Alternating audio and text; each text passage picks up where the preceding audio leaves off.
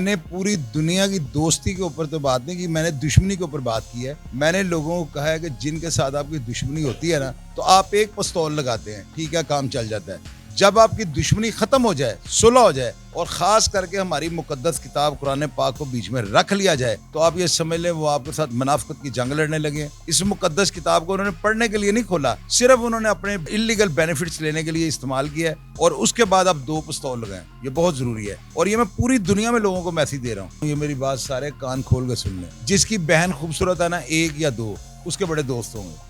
दूसरी बात ये, जो अपनी बहन को स्कूलों कॉलेजों से लेकर जाते हैं और रास्ते में अपने दोस्तों को देख के हाथ मिलाते हैं, सलाम दुआ लेते हैं, वो बहुत गलत हरकत है। उनके भी दोस्त बहुत ज्यादा होंगे। तीसरा, जो बाप के गल्लों के ऊपर बैठते हैं, जो बाप के जो है ना करते धरते होते हैं, सारे दराज के ये वो, उनके बहुत ज्यादा दोस्त होंगे। चौथे, जो लड़के बदकमाश हैं, जो रात को डांस पार्टियां लाइक करते हैं, नशे करते हैं, उनके बहुत ज्यादा दोस्त होंगे। यार, आपका एक दोस्त है, वो आपको 10, 20, 25 दफा मिल चुका हुआ है और आपको अभी तक ये नहीं पता कि ये इसकी नजर में हया है कि नहीं, तो फिर आप कैसे, फिर तो आप बेवकूफ हो। फिर तो आपको बिल्कुल इसी तरह बलाज की तरह कत्ल हो जाना चाहिए। जिसको 20 साल में भी ये नहीं पता लगा कि ये मेरा दोस्त है, कि दुश्मन है, उसको फिर मारी जाना चाहिए। अपने जैसे कपड़े वो लेके देता था, अपने जैसा उसका लाइफस्टाइल से रखा हुआ था। यार, ऐसा बंदा ही जब आपके साथ, आपके टुकड़ों में पलने वाला आपके साथ ऐसा करेगा, तो सारे जमाने से एतबार उठ जाता है।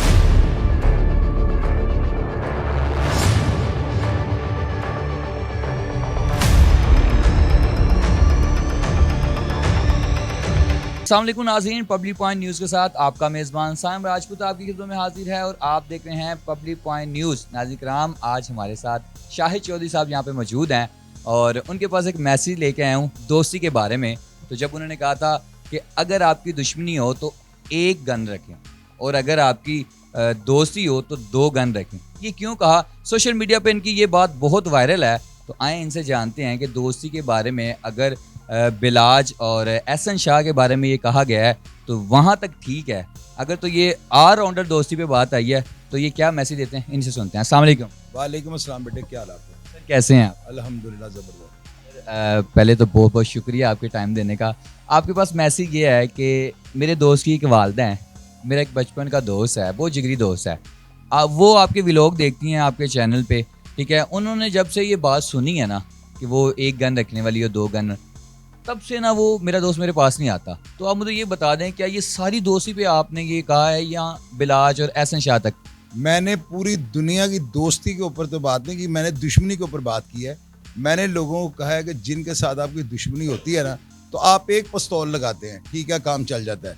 जब आपकी दुश्मनी खत्म हो जाए, सुलह हो जाए, और खास करके हमारी मुकद्दस किताब कुरान पाक को बीच में रख लिया जाए, तो आप ये समझ लें वो आपके साथ मुनाफिकत की जंग लड़ने लगे। इस मुकद्दस किताब को उन्होंने पढ़ने के लिए नहीं खोला, सिर्फ उन्होंने अपने इलीगल बेनिफिट्स लेने के लिए इस्तेमाल किया है। और उसके बाद आप 2 पिस्तौल लगाएं, ये बहुत जरूरी है। और ये मैं पूरी दुनिया में लोगों को मैसेज दे रहा हूँ। सुलह के बाद लोग वेसले हो जाते हैं, लोग एतबार कर जाते हैं, लोग ये कहते हैं कि यार अब हमारी सुलह हो चुकी है, लेकिन ये लोगों की चाल होती है, मुनाफिकत का दौर है, लोग फिर आपको सुलह करके मार देते हैं। माओं के लिए क्या मैसेज आप देना चाहेंगे जो अपने बच्चों को अब तक आपके ही मैसेज सुन के उनका यकीन उठ चुका है, उनको कोई मैसेज देना चाहते हो आपके? आप ऐसा ना करें खुदारा कि बचपन की दोस्तियां एक साइड पे कर दी आपके इसी मैसेज से, जो सोशल मीडिया पे इस टाइम टिकटॉक पे बहुत ट्रेंडिंग चल रहा है और हर बंदा अपने मोबाइल में यूज कर रहा है। उनके लिए कोई मैसेज? मैं ये बताता हूँ, ये मेरी बात सारे कान खोल के सुन लें। जिसकी बहन खूबसूरत है ना, 1 या 2, उसके बड़े दोस्त होंगे। दूसरी बात ये, जो अपनी बहन को स्कूलों कॉलेजों से लेकर जाते हैं और रास्ते में अपने दोस्तों को देख के हाथ मिलाते हैं, सलाम दुआ लेते हैं, वो बहुत गलत हरकत है। उनके भी दोस्त बहुत ज्यादा होंगे। तीसरा, जो बाप के गल्लों के ऊपर बैठते हैं, जो बाप के जो है ना करते धरते होते हैं, सारे दराज के ये वो, उनके बहुत ज्यादा दोस्त होंगे। चौथे, जो लड़के बदकमाश हैं, जो रात को डांस पार्टियां लाइक करते हैं, नशे करते हैं, उनके बहुत ज्यादा दोस्त होंगे। जो बच्चे शरीफ हैं और मस्जिद में आने जाने वाले हैं, माँ बाप के कहने पे सीधी राह पे चलते हैं, उनको दोस्ती नहीं होंगे। तो दोस्ती तो ये है ना, फिर जो रियलिटी है, रियलिटी से कैसे मुकर जाए? आप क्या चाहते हैं कि लेवल की दोस्ती होनी चाहिए या एक अमीर दोस्त हो और एक गरीब हो? अमीरी गरीबी पे मैं ट्रस्ट नहीं करता हूँ। मेंटली अप्रोच जो है ना, एक तरह की होनी चाहिए। यार, आपका एक दोस्त है, वो आपको 10, 20, 25 दफा मिल चुका हुआ है और आपको अभी तक ये नहीं पता कि ये इसकी नजर में हया है कि नहीं, आपको ये पता नहीं है कि ये बदकमाश है कि नहीं, आपको ये पता ही नहीं है ये हरामखोर है कि नहीं है, तो फिर आप कैसे, फिर तो आप बेवकूफ हो। फिर तो आपको बिल्कुल इसी तरह बलाज की तरह कत्ल हो जाना चाहिए। बंदा 10, 12, 15 मुलाकातों में ये देख लेता है मेरा ये दोस्त मेरे घर के अंदर एंटर करवाने के काबिल है कि नहीं। अगर उसकी नजर में है आ रहे तो उसको दूर रखे। आप मुझसे ऐसा सवाल करें, इसका जवाब मैं क्या दूं?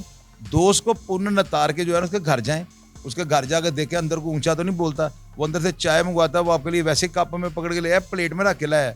वो अंदर से आप बाथरूम में जाते हैं, बाथरूम साफ है कि नहीं, क्योंकि ये सारी चीज़ें उसके घर वालों की और उसके खून ब्लड को शो करेंगी कि ये किस तरह के खानदान से ताल्लुक़ रखता है। अगर घर वाले नफीस हैं, साफ़ सुथराई, आपको खाना आता है, प्लेटों में आता है, रुमाल लपेटे हुए हैं, तो फिर आप ये समझें ये लोग खानदानी हैं। अगर उन्होंने रोटी ला के पौने को बढ़ा दिया, खा रहा है यार, इसका मतलब वेले ने, तो इन चीज़ों से आप उसकी देखें कि वो बंदा किस तरह का है, आपके लेवल, आपके माइंड सेट उसके साथ रलता है। आप एक जहन के हो तो फिर आपकी दोस्ती चल भी जाएगी।